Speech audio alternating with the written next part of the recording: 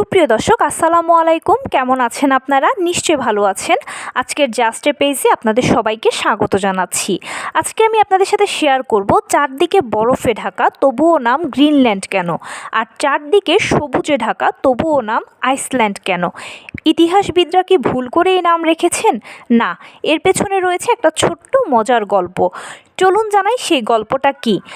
Iceland নামটা শুনলেই মনে হয় যে বরফে ঢাকা, কিন্তু প্রকৃতপক্ষে এটা সম্পূর্ণ বিপরীত। এটা হচ্ছে সবুজে ঢাকা। এখানকার ৮০% এলাকায় সবুজের সমারোহ, আর ২০% এলাকার মাঝে বরফের অস্তিত্ব খুঁজে পাওয়া যায়। এখন প্রশ্ন হচ্ছে, তাহলে এই নামটা আসলো কী করে? হাফনা ফ্লোকি নামে একজন নাবিক হারিয়ে যাওয়ার মাধ্যমে এই স্থানটিকে আবিষ্কার করেন, এবং তিনি যখন এখানে ঘুরে দেখছিলেন সব কিছু, তার সবুজ মনোরম দৃশ্যে মন কাটছিল।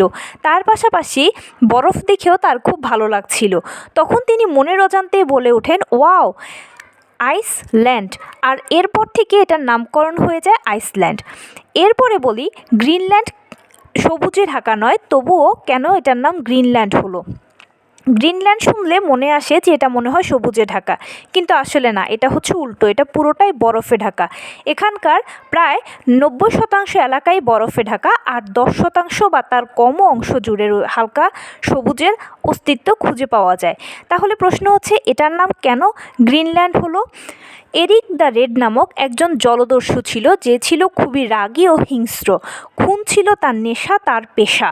তাই তাকে কন্ট্রোল করতে না পেরে তার দেশের সরকার তাকে নির্বাসনে পাঠায় নির্দিষ্ট সময়ের জন্য।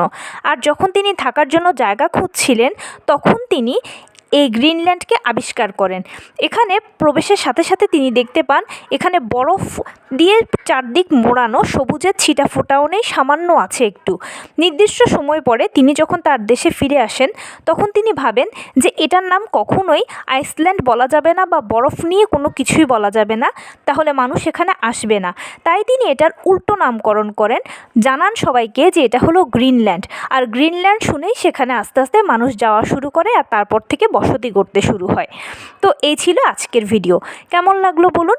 যদি ভালো লেগে থাকে ও হেল্পফুল হয়ে থাকে, তাহলে চ্যানেলটিকে সাবস্ক্রাইব করার বিনীত অনুরোধ রইল।